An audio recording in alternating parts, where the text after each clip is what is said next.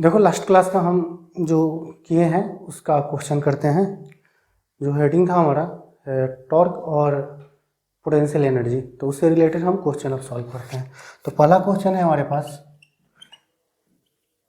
What work perform to rotate a dipole of dipole moment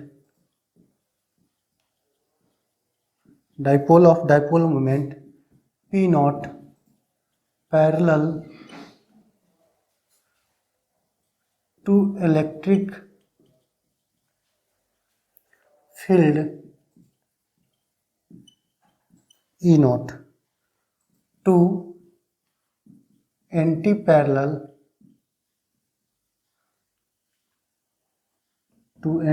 to electric field. देखो question क्या कर रहा है कि what work perform to rotate a dipole of dipole moment P not parallel to electric field E naught to anti parallel to electric field. देखो तो यहाँ पे स्टार्टिंग में एक डाइपोल ये दिया गया है, ले लेते हैं ये माइनस क्यू और ये प्लस क्यू चार्ज का है, और ये डाइपोल जो है हमारा वह पी नॉट वेक्टर है। ठीक है, तो यहाँ पे हम देखेंगे कि एक इलेक्ट्रिक फील्ड यहाँ पे पैरेलल है, तो पैरेलल है मतलब इलेक्ट्रिक फील्ड इसके पैरेलल ऐसे ही होंगे,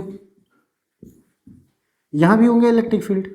तो ये इलेक्ट्रिक फील्ड ई वेक्टर तुमको दिया गया है, और ये कैसा है, यूनिफॉर्म भी है और साथ ही साथ डाइपोल के पैरेलल है। तो इसके कारण हमको पोटेंशियल एनर्जी क्या होगा वह निकालने होंगे। एंड सेकेंड वन कि इसको डाइपोल जब ऐसे था तो ये पैरेलल है, क्योंकि डाइपोल का डायरेक्शन यही है, इलेक्ट्रिक फील्ड का डायरेक्शन यही है। अब इसको हमको क्या करना है, हमको रोटेट करके ऐसे कर देने हैं, मतलब कि हमको इसी डाइपोल को मतलब रोटेट करके, मतलब ये जो हमारा डाइपोल है minus Q charge plus Q charge, इसको हमको रोटेट करके, चूँकि इलेक्ट्रिक फील्ड इस पर ऐसे है ई, तो इसको हमको रोटेट करके क्या कर देने हैं, अभी जैसे डाइपोल ये पी नॉट है तो और ये इलेक्ट्रिक फील्ड ई नॉट है, तो दोनों एक दूसरे के पैरेलल है, मतलब ई नॉट पैरेलल है पी नॉट के। अब हमको क्या करना है, डाइपोल को रोटेट करके इधर कर देना है plus Q not plus Q, और इधर ला देंगे माइनस क्यू। जैसे ये मार्कर है, ये डायरेक्शन है, इसको रोटेट करके हम ऐसे करके इधर ला लिए, तो इधर देखो इसका टिप पॉइंट ये है, इसको जब रोटेट करेंगे तो बैक पोर्शन इधर आ गया और टिप पॉइंट इधर आ गया ना, तो वैसे ही पॉजिटिव चार्ज को रोटेट करके निगेटिव की ओर ले गए तो निगेटिव वाला पॉजिटिव की साइड चला जाएगा। तो यहाँ पे देखेंगे तो ये पैरेलल है, दोनों का डायरेक्शन सेम कर देते हैं। यहाँ पे देखेंगे इलेक्ट्रिक फील्ड एंटी पैरेलल हो जाएगा किसके, डाइपोल के, या फिर यूँ कहें कि डाइपोल जो है एंटी पैरेलल हो गया, ये ज़्यादा बेटर रहेगा। जैसे डाइपोल जो है वह ई नॉट के एंटी पैरेलल हो गया, ये दोनों एक दूसरे के पैरेलल थे, यहाँ पे दोनों एक दूसरे के एंटी पैरेलल हो गए। तो अब यहाँ पे डायरेक्शन देखेंगे तो ये डाइपोल का पी नॉट हो गया और इलेक्ट्रिक फील्ड यहाँ पे ई नॉट वेक्टर इस डायरेक्शन में है। तो इसका डायरेक्शन इलेक्ट्रिक फील्ड का तो सेम ही रहा, लेकिन डाइपोल को हम रोटेट कर दिए तो डाइपोल का डायरेक्शन इधर हो गया। तो यहाँ पे एंगल देखेंगे, इस कंडीशन में θ1 कितना था, 0 डिग्री था, इसमें θ2 कितना हो गया, 180 डिग्री। तो व्हाट वर्क परफॉर्म मतलब कितना वर्क हमको परफॉर्म करना पड़ेगा, तो वर्क परफॉर्म जो होगा वह डब्ल्यू एक्सटर्नल क्या हो जाएगा, डब्ल्यू एक्सटर्नल ये होता है डेल्टा यू, और ये क्या होता है यू एफ माइनस यू आई। और जैसा कि हम लोग पोटेंशियल एनर्जी का एक्सप्रेशन पढ़ चुके हैं, U equal to minus P E cos theta. तो यहाँ से हम देख सकते हैं कि यू एफ और यू आई का वैल्यू रखना है, तो यू आई मतलब इनिशियल, तो इनिशियल कितना है तो माइनस पी ई, और एंगल कितना है 0 डिग्री, तो कॉस 0 डिग्री, कॉस 0 होता है 1, तो ये आ गया माइनस पी ई। फाइनल अगर देखेंगे तो यू एफ क्या हो जाएगा माइनस पी ई कॉस, देखो फाइनल एंगल कितना हो गया 180 डिग्री, तो 180 डिग्री कॉस 180 क्या होता है -1 होता है, तो पी ई -1 मतलब माइनस माइनस प्लस ई हो गया। तो यहाँ से हम रखेंगे तो यू एफ का वैल्यू कितना आया है, पी आया है, और यू आई का वैल्यू कितना है माइनस पी ई, और पहले से माइनस है तो माइनस यहाँ पे माइनस पी ई। यहाँ पे एक्चुअल में पी नॉट ई नॉट दिया गया है तो हम भी यहाँ पे पी नॉट ई नॉट ले लेते हैं। तो इससे क्या हो गया, ये फॉर्मूला हो जाएगा हमको पी नॉट ई नॉट। तो ये भी हो गया पी नॉट ई नॉट। अब यहाँ से हम क्या करेंगे, दोनों माइनस माइनस प्लस हो जाएगा तो ये हो जाएगा 2 पी नॉट ई नॉट। ये हमारा आंसर हो गया। यही हमको इतना एक्सटर्नल वर्क करना पड़ेगा डाइपोल को इस डायरेक्शन में था इसको रोटेट करने में, ताकि यह इनिशियल के एंटी पैरेलल हो जाए, मतलब 180 डिग्री से रोटेट करने हैं। सिंपल सा है, इसको तुम नोट कर सकते हो।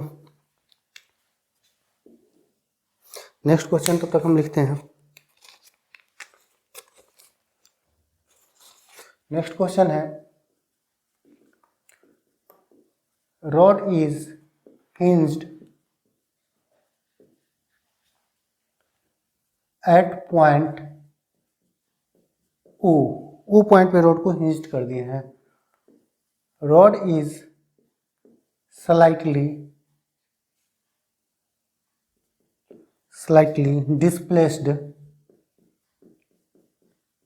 displaced in the direction of rod is slightly displaced in the direction of electric field.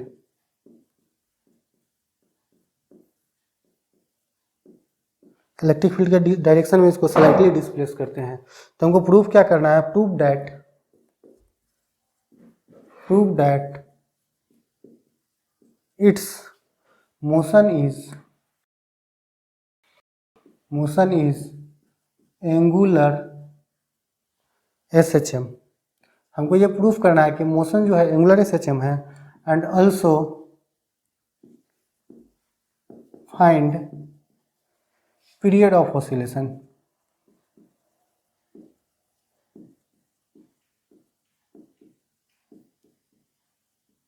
हमको पीरियड ऑफ ऑसिलेशन भी निकालने हैं। तो यहाँ पे हम देखेंगे एक डाइपोल ये है हमारे पास, एक रॉड है, ये ले सकते हैं। और इलेक्ट्रिक फील्ड यहाँ पे जो है वो uniform electric field E vector ऐसे है, ठीक है। तो यहाँ पे ये हिंज यहाँ पे किया गया है, मतलब ये डाइपोल ले लेते हैं, इसको हिंज कर दिया गया है। तो यहाँ पे माइनस क्यू चार्ज है और यहाँ पे प्लस क्यू चार्ज है, यहाँ पे प्लस क्यू चार्ज है रखा हुआ। ये हिंज नहीं है, इस पॉइंट के आउट हिंज है, हिंज यहाँ है, मतलब इसके अबाउट ये रोटेट कर सकता है। अब देख लेते हैं इसका जो मास है वह कैपिटल एम है, और यहाँ जो चार्ज पार्टिकल है उसका स्मॉल एम है, इसका स्मॉल एम है। ये जो चार्ज पार्टिकल यहाँ पे हम रखे हैं, ये जो चार्ज पार्टिकल रखे हैं उसका मास एम है। अब यह जो लेंथ है रॉड का वह है एल लेंथ है।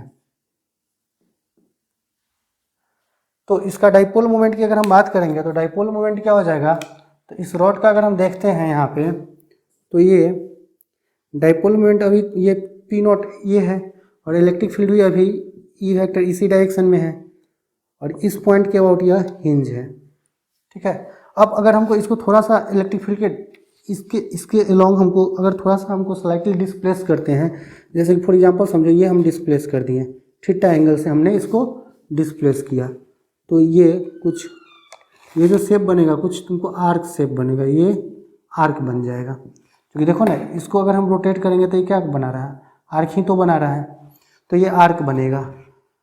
क्लियर है। तो ये कितना से डिस्प्लेस किए हैं, थीटा से। तो टॉर्क देखो डिस्प्लेस हमने डिस्प्लेस इधर किए हैं थीटा से, तो टॉर्क हमको इधर लग जाएगा तो, ठीक है। ये क्या इस साइड में लग गया, हमको टॉर्क लग गया ये। तो टॉर्क इक्वल टू हम क्या करेंगे, यहाँ पे जो फॉर्मूला था वो हम यूज करते हैं। तो टॉर्क इक्वल टू क्या होता है, यहाँ पे देखो टॉर्क जस्ट अपोजिट लगा है, तो टॉर्क इक्वल टू लिखेंगे माइनस पी ई, क्योंकि इसके अपोजिट डायरेक्शन में, तो टॉर्क हो जाएगा minus P E sine theta. और जैसा कि तुमको पता होना चाहिए कि हम जब लास्ट क्लास में अगर हम 11th की बात करते हैं तो 11th में हम लोग जब टॉर्क पढ़ते हैं, या फिर कह दे तुमको कि से ट्रांसलेटरी मोशन और रोटेटिव मोशन का कंपेयर किए थे, तो वहाँ पे भी तुम समझ सकते हो कि ट्रांसलेटरी मोशन में force equal to mass into acceleration लेते हैं, और रोटेटरी मोशन में torque equal to moment of inertia into alpha लेते हैं। तो जो काम फोर्स का है वही काम रोटेटरी में टॉर्क का है, जो काम मास का है वही काम मोमेंट ऑफ इनर्शिया का है, और जो काम एक्सेलरेशन का है वही काम अल्फा का है, एंगुलर एक्सेलरेशन। ठीक है, तो यहाँ पे हम टॉर्क को लिख सकते हैं I alpha equal to minus P E sine theta. और क्वेश्चन में एकदम क्लियरली लैंग्वेज में है कि रॉड को स्लाइटली डिस्प्लेस किए हैं। कैसे किए हैं? स्लाइटली डिस्प्लेस किए हैं, थोड़ा सा डिस्प्लेस किए हैं। तो थोड़ा सा स्लाइटली अगर डिस्प्लेस करेंगे तो उससे क्या होगा कि एंगल बहुत कम होगा। मतलब कह सकते हैं हम कि theta is very very small, बहुत बहुत छोटा है। तो थीटा बहुत बहुत छोटा है, तो यहाँ से हम कर सकते हैं कि I alpha equal to minus P E theta लिख सकते हैं। रीजन क्या है?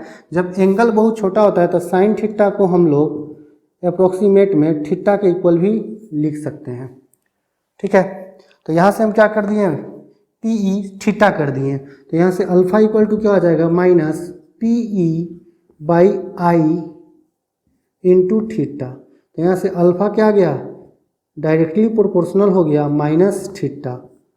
तो यही तो एंगुलर एस्केलेशन डायरेक्टली प्रोपोर्शनल हो गया एंगुलर डिस्प्लेसमेंट। तो ये क्या हो जाएगा? एंगुलर एसएचएम प्रूव्ड हो गया। क्या हो गया हमारा? एंगुलर एसएचएम प्रूव हो गया।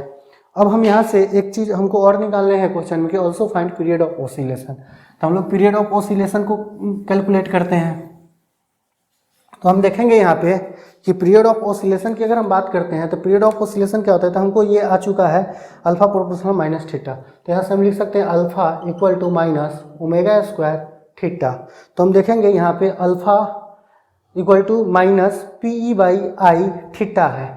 तो यहाँ देखेंगे अल्फा इक्वल टू माइनस, तो यहाँ भी माइनस, यहाँ थीटा तो यहाँ भी थीटा। तो ओमेगा स्क्वायर का वैल्यू क्या आ जाएगा? P E by I. तो ओमेगा स्क्वायर इक्वल टू क्या आ गया है यहाँ से? पी ई बाई आई। यहाँ पे आई मोमेंट ऑफ इनर्शिया है, जो कि इस अलग अलग शेप का रहेगा बॉडी, तो उसका दिया जाएगा तुमको मोमेंट ऑफ इनर्शिया। जैसे इसी रॉड का देखेंगे तो रॉड एक पॉइंट के अबाउट हिंज है, तो इसका moment of inertia ml square by 3 हो जाएगा। और इस बॉडी का अगर हम बात करते हैं तो इसका हो जाएगा तुम्हारा यहाँ से l डिस्टेंस पे है तो ml स्क्वायर होगा। तो इसके लिए तुम टेंशन नहीं लो, इसलिए कि क्वेश्चन जब भी ऐसे आएंगे तो तुमको मोमेंट ऑफ इनर्शिया दिया जाएगा, जनरली दिया जाएगा, और नहीं अगर दिया गया है तो तुम निकाल सकते हो। ठीक है, तो मोमेंट ऑफ इनर्शिया के टर्म में रहने दो आई, कोई दिक्कत नहीं है हमें।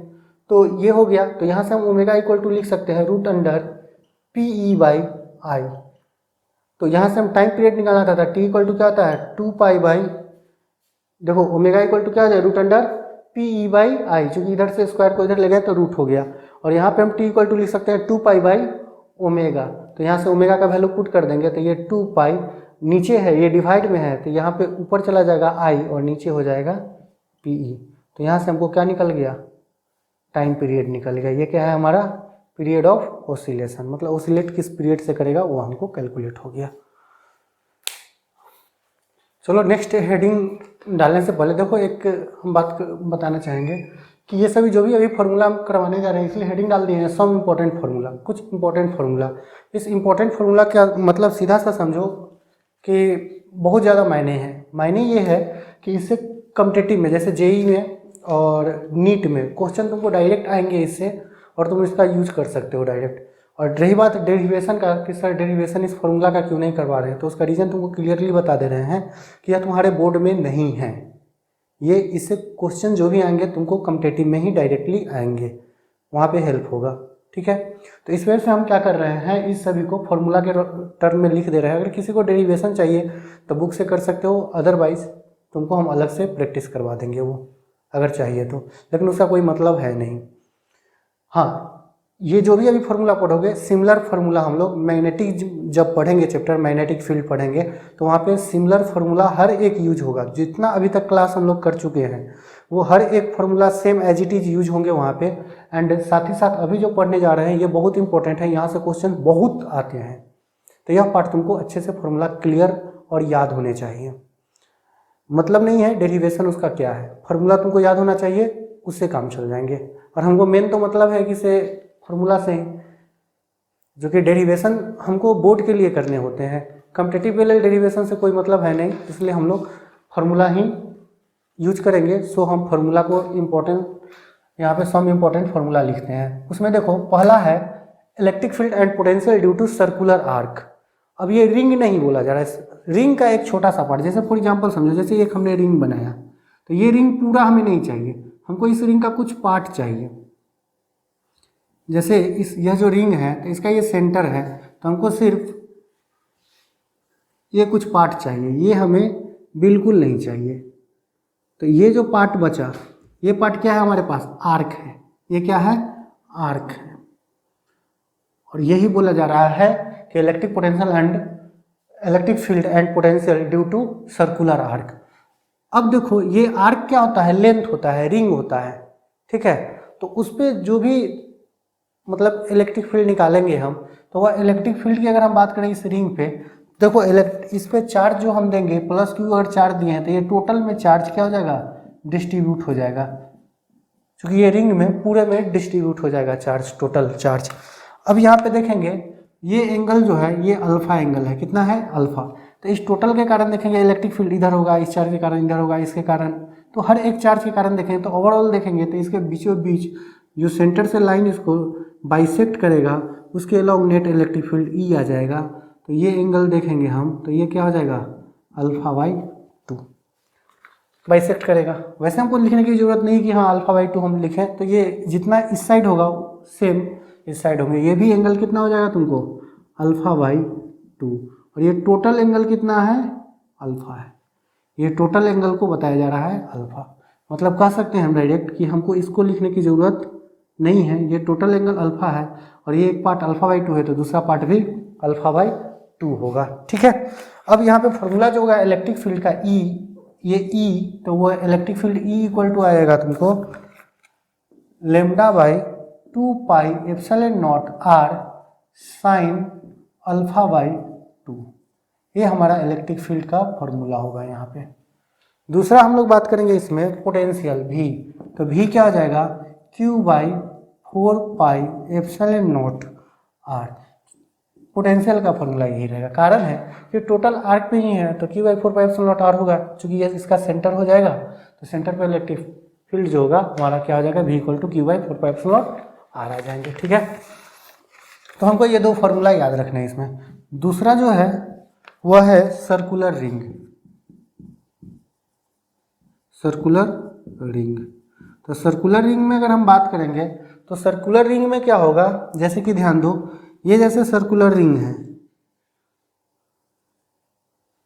मतलब कि सर्कुलर रिंग को ऐसे रखे हैं, मतलब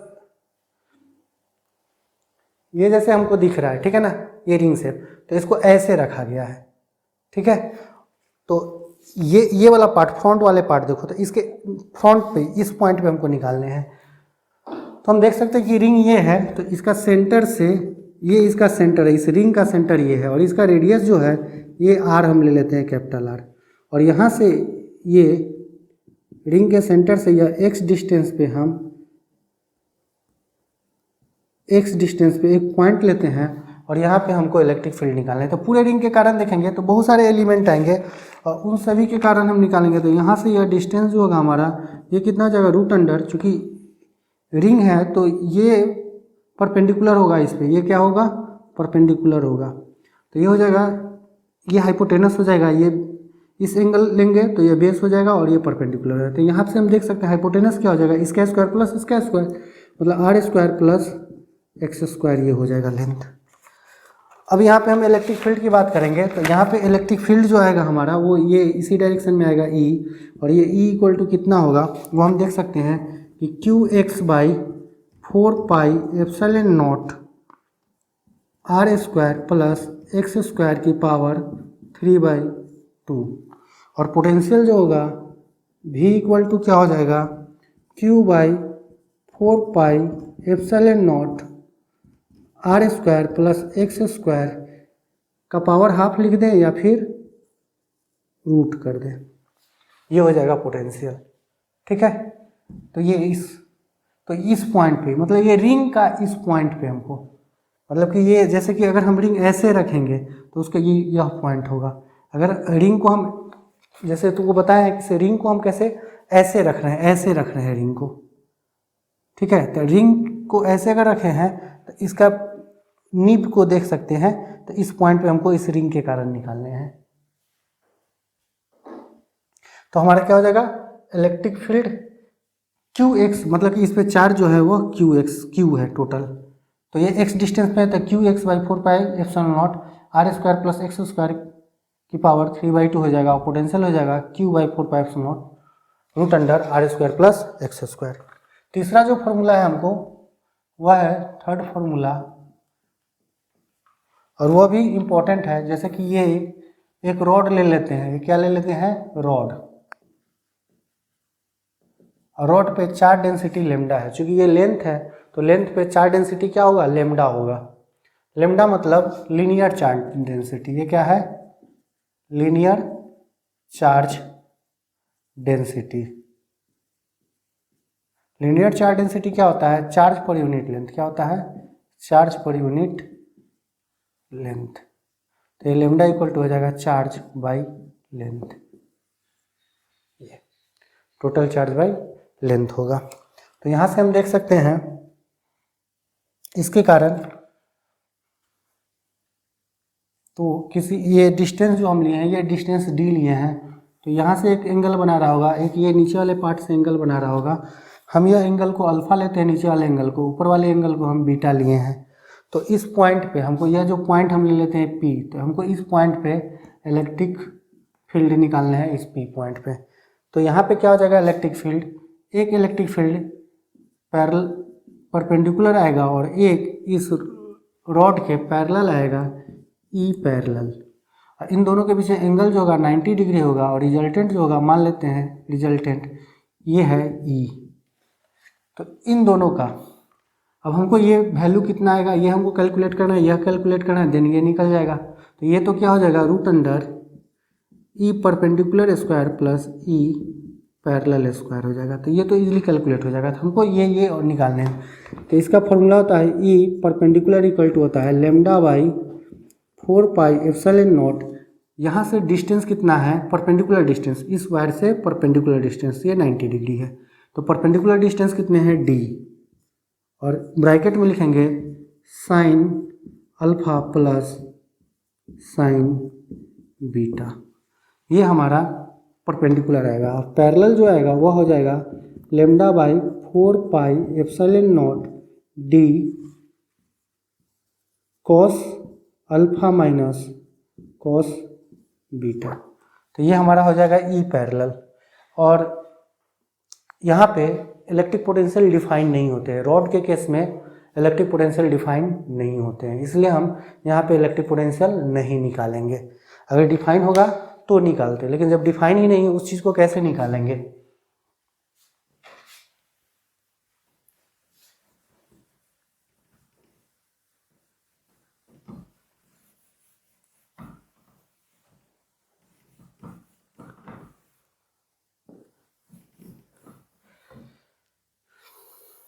सिंपल सा काम करने है तुमको, इस फॉर्मूला को याद करना है और कुछ नहीं करने हैं, क्योंकि बिना याद किए हुए तुमसे क्वेश्चन बनेगा नहीं, और इसका डेरिवेशन से तुमको कोई सिलेबस में मतलब ही नहीं है, सिर्फ कॉम्पिटिटिव में है, इसलिए तुमको ये करना जरूरी है। 4 टाइप का शेप लेते हैं, और वह है जैसे डिस्क ले लिए, एक सर्कुलर डिस्क लेते हैं, तो डिस्क के सेंटर से कुछ डिस्टेंस पे हम निकालते हैं इलेक्ट्रिक फील्ड, ठीक है ना। तो डिस्क है तो ये क्या हो जाएगा, इसमें टोटल में एरिया होगा सरफेस, जैसे ये सरफेस है हमारे पास, तो डिस्क सीडी डिस्क देख रखे होगे तुम लोग, तो वो डिस्क जैसे है ये। या फिर हम लोग क्या करते हैं कि सैलेड बनाते हैं, तो सैलेड बनाते हैं तो उसमें क्या आता है, जैसे कि कुकुम्बर हो गया या फिर कैरोट हो गया, तो उसका जब सलाद बनाते हैं तो क्या होता है, वो डिस्क शेप आता है। या फिर एक कॉइन ले लो ना, तो कॉइन भी डिस्क शेप का होता है। तो उसमें क्या होगा, मटेरियल जो होता है पूरे सरफेस में डिस्ट्रीब्यूट होता है, इसलिए यहाँ पे चार्ज जो होगा वह पूरे सरफेस में डिस्ट्रीब्यूट होगा। और यहाँ पे सिग्मा जो है वह है surface charge density, surface charge density. तो ये होता है सिग्मा जो होता है, सरफेस चार्ज डेंसिटी को लिखते हैं चार्ज पर यूनिट एरिया, मतलब कि sigma equal to Q by A. अब जैसा शेप रहेगा और जिस शेप के सरफेस पे डिस्ट्रीब्यूशन होगा उस सरफेस का एरिया लेंगे। जैसे ये बोर्ड है तो बोर्ड कैसा है, रेक्टेंगुलर शेप का है, तो रेक्टेंगल का एरिया लेंगे। यहाँ पे डिस्क होगा तो डिस्क का एरिया लेंगे। अगर मान के चलो कि हॉलो स्फीयर है तो हॉलो स्फीयर का सरफेस एरिया क्या हो जाएगा, 4πr², तो वो सरफेस एरिया लेंगे। तो अलग अलग शेप है तो उसका जो एरिया होगा वो लेंगे। तो यहाँ पे ये हमारे पास डिस्क है तो डिस्क पे सरफेस चार्ज डेंसिटी सिग्मा है, तो यहाँ पे इलेक्ट्रिक फील्ड ई जो होगा वह इलेक्ट्रिक फील्ड कितना होगा, तो ई होगा हमारे पास सिग्मा बाई 2ε0 ब्रैकेट में 1 - x/√अंडर r² + x², ये होगा। और पोटेंशियल जो होगा यहाँ पे v इक्वल टू हो जाएगा sigma by 2ε0 √under r² + x² - x, ये होगा पोटेंशियल हमारे पास, ये होगा।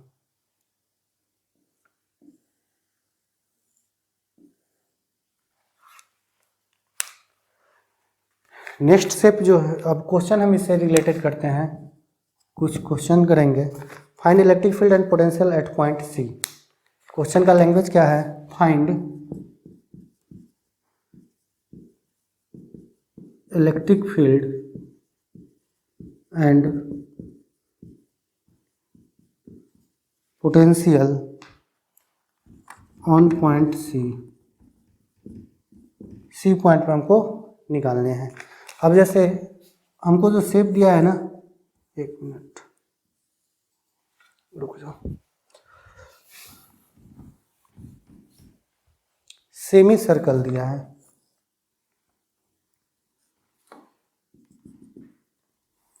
क्या दिया है, सेमी सर्कल। तो सेमी सर्कल पे टोटल चार्ज को डिस्ट्रीब्यूट करने आता है, प्लस क्यू चार्ज दे दिया है तो पूरे सरफेस पे डिस्ट्रीब्यूट हो जाएगा। तो ये जो चार्ज होगा इस पूरे पे हो गए प्लस चार्ज, तो ये क्या हो गया, आर्क। सेमी सर्कल भी क्या है, आर्क है, जो कि सेंटर पे कितना एंगल बनाएगा, सेंटर पे एंगल बनाएगा पाई। ठीक है, तो इलेक्ट्रिक फील्ड अगर हम देखेंगे इसके कारण, तो इलेक्ट्रिक फील्ड नीचे की ओर आ जाएगा ई, और ये ई कितना हो जाएगा तो हम निकाल सकते हैं। अच्छा, इस पर चार्ज कितना होगा, अगर तुमको चार्ज डेंसिटी दिया जाए तो ये भी तो लेंथ ही है ना, रिंग का ये आर्क ही तो है, तो ये भी लेंथ है, जैसे कि तुम समझ सकते हो ये जैसे है। तो इसमें ये क्या है, एक ये रिंग ही तो है, ये सिर्फ एक रिंग है। ठीक है, तो ये हमको दिख रहा है कि हाँ रिंग है, तो ये क्या है, ये अगर इसको हम सीधा कर देते हैं तो ये क्या आ गया, हमको एक लेंथ ही तो मिल रहा है। ठीक है, तो ये हमको क्या मिलेगा, लेंथ मिलेगा। तो ये क्या हो जाएगा, टोटल लेंथ, ये सेमी सर्कल, अगर सर्कल होता तो सरकमफ्रेंस होता टोटल लेंथ, और वो क्या होता है 2πr, तो ये क्या हो जाएगा πr हो जाएगा। तो चार्ज q है और लेंथ हो जाएगा πr, तो ये हमको चार्ज डेंसिटी आ जाएगा। तो यहाँ पे रेडियस इसका r है, तो इलेक्ट्रिक फील्ड जो हो जाएगा E इक्वल टू क्या हो जाएगा, λ/2πε0 कैपिटल R, और साइन एंगल बाई क्या था, 2 था, तो एंगल बाई 2 मतलब α/2 था, तो अल्फा के जगह पे क्या है यहाँ पे पाई, तो क्या हो जाएगा π/2। तो ये क्या हो जाएगा, π/2 क्या होता है, साइन π/2 1, क्योंकि साइन 91 होता है, तो ये क्या हो गया λ/2πε0 R आ गया। तो इलेक्ट्रिक फील्ड आ गया। अगर हमको पोटेंशियल निकालना है तो पोटेंशियल क्या हो जाएगा, v इक्वल टू हो जाएगा q/4πε0 कैपिटल R, ये हो जाएगा। तो ये हमारे पास दो आंसर आ गया, इलेक्ट्रिक फील्ड भी आ गया, पोटेंशियल आ गया। क्वेश्चन का लैंग्वेज सेम है, बस अब शेप जो है वह शेप में थोड़ा सा चार्ज का डिस्ट्रीब्यूशन हम चेंज कर देते हैं। तो तुम इसको क्वेश्चन का, इसी क्वेश्चन का एक पार्ट कर लो, इसी क्वेश्चन का हम दूसरा पार्ट कराते हैं तुमको।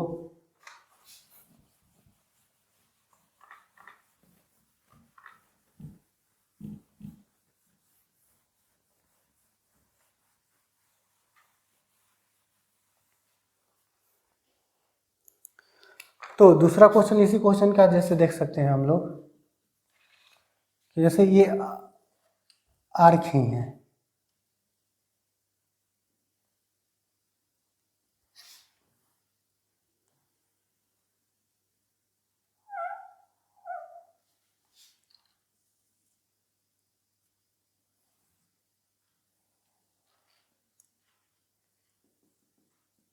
दो इक्वल पार्ट में इसको बांटते हैं यहाँ पे एंगल, तो इस वाले पार्ट में पॉजिटिव चार्ज दे देते, निगेटिव चार्ज देते हैं, इस वाले पार्ट में निगेटिव चार्ज दे देते हैं, इस वाले पार्ट में हम पॉजिटिव चार्ज देते हैं।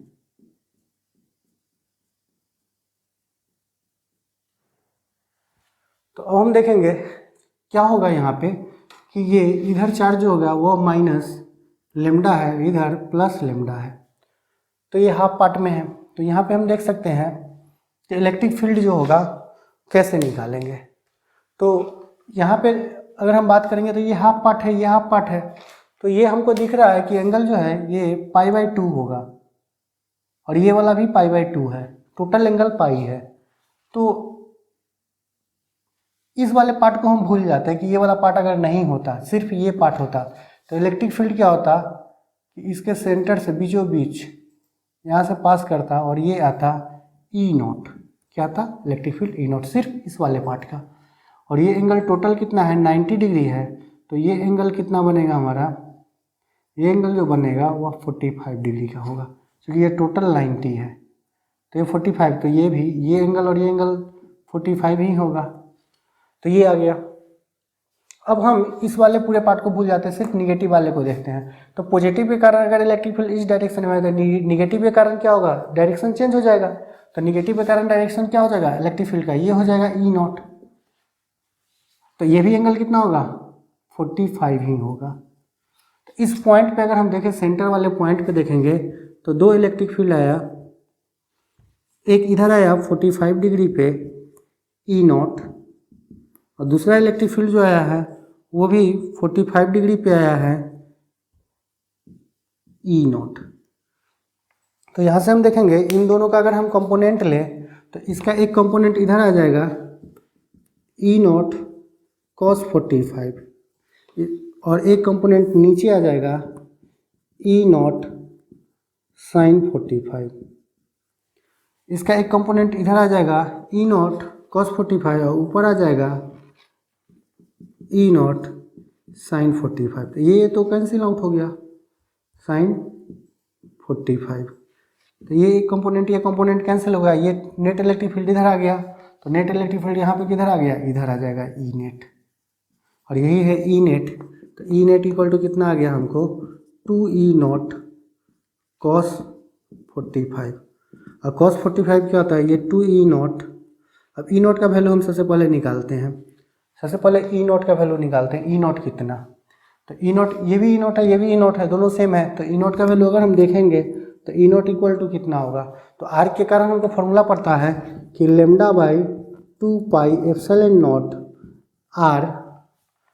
और अगर हम एंगल की बात करते हैं तो साइन, यहाँ देखेंगे तो ये एंगल हाफ था ना, ये टोटल एंगल तो π/2 ये टोटल था, लेकिन इस वाले पार्ट के कारण हम बात किए हैं और इस वाले पार्ट को, मतलब दो पार्ट अलग अलग किए हैं, इस पार्ट का डिस्कस किए हैं और इस पार्ट का अलग डिस्कस किए हैं, तो दोनों पार्ट को अलग अलग डिस्कस किए हैं। सो ये वाले पार्ट का एंगल कितना होगा टोटल 90 डिग्री, इस वाले पार्ट का एंगल कितना 90 डिग्री, तो यहाँ पे क्या लेंगे 90, मतलब π/2 डिवाइड बाई 2, चूँकि α/2 था तो टोटल एंगल यहाँ अल्फा कितना है π/2, तो π/2 डिवाइड बाई 2, मतलब ये हो गया λ/2πε0 R साइन π/4, और साइन π/4 कितना होता है 1/√2 होता है, तो ये आ गया λ/2πε0 R इंटू 1/√2, ये आ गया। अब इस वैल्यू को हम यहाँ पे पुट करते हैं, तो यहाँ पे रखेंगे तो ये आ जाएगा E0 का वैल्यू इंटू λ/2πε0 R इंटू 1/√2, और cos 45 का वैल्यू रखेंगे ये भी 1/√2 होगा, एक √2 1/√2 यहाँ से आया, एक cos 45 का 1/√2 आएगा। तो यहाँ से देखेंगे 2λ बाई, ये तो 2 कट जाएगा, तो λ/√2 इंटू √2 2 हो जाएगा, तो 2πε0 R हो गया। तो नेट इलेक्ट्रिक फील्ड हमारे पास ई नेट क्या आ गया λ/2πε0 R आ गया। तो ये हमारे पास इलेक्ट्रिक फील्ड हो गया, इसको भी नोट कर लो।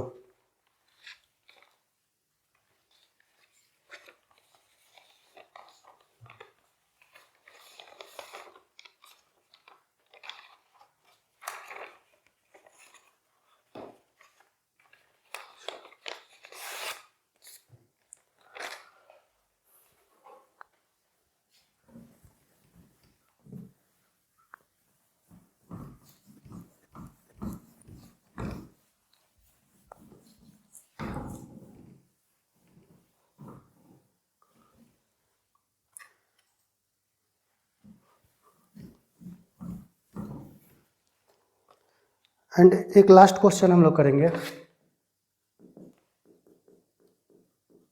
Find electric field due to long straight wire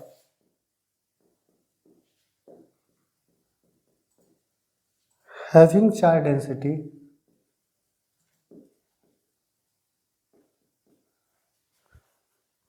lambda। एक स्ट्रेट रोड ले लेते हैं, बहुत बड़ा रोड है, मतलब ये कह सकते हो इनफाइनाइट लेंथ का, बहुत ज़्यादा ही बड़ा है लेंथ, क्योंकि लॉन्ग स्ट्रेट वायर बोला गया है मतलब बहुत, तो हम बोर्ड पे तो बहुत बड़ा दिखा नहीं सकते हैं, तो ये हम दिखा रहे हैं। और ये सेपरेशन डी है और ये पॉइंट पी है और यहाँ पे हमको इलेक्ट्रिक फील्ड निकालने हैं। तो यहाँ से हम इसको क्या करेंगे, ज्वाइन कर देंगे और एक नीचे की ओर ज्वाइन करेंगे। और एंगल तुमको पता है, ये एंगल को हम अल्फा लेते थे और इस एंगल को बीटा लेते थे और इस पर लेमडा चार्ज डेंसिटी देते थे। टोटल में चार्ज डेंसिटी लेमडा है। तो हम यहाँ पे देखेंगे इलेक्ट्रिक फील्ड, तो इलेक्ट्रिक फील्ड दो कंपोनेंट आया था, एक हमको ई परपेंडिकुलर आया था और एक ई पैरेलल आया था। अब ई परपेंडिकुलर और ई पैरेलल है। अब हम सबसे पहले यहाँ पे तुमको बता देना चाहेंगे, ये जो डिस्टेंस है इस डिस्टेंस के कंपेयर में क्या होगा, क्योंकि या तो बहुत बड़ा है और ये बहुत छोटा है, मतलब एल मच क्या होगा, ये सॉल्यूशन कर रहे हैं हम लोग, एल क्या है मच ग्रेटर हो जाएगा डी से। तो यहाँ से हम देख सकते हैं कि हमको दो चीज़ यहाँ पे पता है कि हमको ये इस एंगल की अगर हम बात करते हैं तो ये बेस हो जाएगा और ये परपेंडिकुलर हो जाएगा। इस एंगल की भी बात करेंगे तो ये बेस होगा और ये परपेंडिकुलर होगा। तो जब ये इनफाइनाइट, ऊपर ये प्लस इनफाइनाइट तक चला गया, नीचे ये माइनस इनफाइनाइट तक जाता है, तो क्या हो जाएगा, यह लेंथ की बात करेंगे तो वैसे भी हम देखेंगे तो दोनों लगभग इक्वल हो जाएगा। तो यह लेंथ अगर एल लेते हैं तो यह l/2 होगा, तो ये भी l/2 होगा। तो यहाँ से अगर हम अल्फा की एंगल की बात करते हैं तो ये हमारा क्या बेस है और ये परपेंडिकुलर है, तो टेन अल्फा क्या हो जाएगा, टेन अल्फा हो जाएगा बेस बाई परपेंडिकुलर, तो ये हो जाएगा डी है हमारा परपेंडिकुलर बाई बेस। तो परपेंडिकुलर क्या है l/2 और बेस कितना है d, तो डिवाइड बाई मेन डिवाइड ये है d, तो ये क्या हो जाएगा l/2d परपेंडिकुलर बाई बेस, तो परपेंडिकुलर l/2 है। तो यहाँ से टेन अल्फा इक्वल टू हो गया हमारे पास l/2d। तो यहाँ से हम देख सकते हैं कि यह l मच ग्रेटर d है, तो ये बहुत छोटा है, तो ये बहुत ज़्यादा हो जाएगा, तो ये टेंड्स कर जाएगा इन्फिनिटी को। तो अल्फा इक्वल टू क्या आ जाएगा, टेन अल्फा क्या होता है, टेन अगर हम अल्फ़ा की बात करते हैं तो टेन 90 का जो वैल्यू होता है ना वह इन्फिनिटी होता है। इसका मतलब ये हो गया कि अल्फ़ा इक्वल टू क्या हो जाएगा 90 डिग्री हो गया।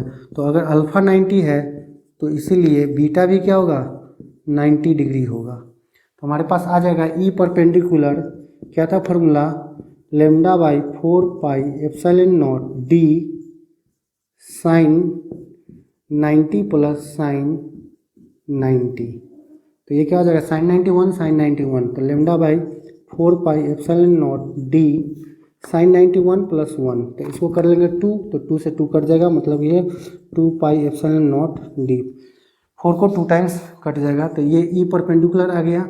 और पैरेलल हम निकालेंगे तो ई पैरेलल क्या हो जाएगा, lambda by 4πε0 d cos 90 minus cos 90, cos 90 कितना होता है 0 होता है, तो 0 माइनस 0 0, तो टोटल 0 आ गया। मतलब यहाँ पे इलेक्ट्रिक फील्ड जो नेट आ जाएगा वह भी तुम्हारा यही रहेगा। तो E इक्वल टू क्या हो जाता है √root under E perpendicular square plus E parallel square, तो पैरेलल तो 0 आ गया ना, तो E equal to E perpendicular हो जाएगा। मतलब नेट इलेक्ट्रिक फील्ड यहाँ पे यही आएगा और ये तो 0 हो गया। तो ये कितना आ गया तुमको, लेमडा बाई यहाँ पे लिख सकते हैं हम E perpendicular equal to lambda by 2πε0 d, ये हमारा आंसर हो जाएगा। ठीक है, तो आज के लिए इतना ही, नेक्स्ट वीडियो में आगे हम लोग करेंगे।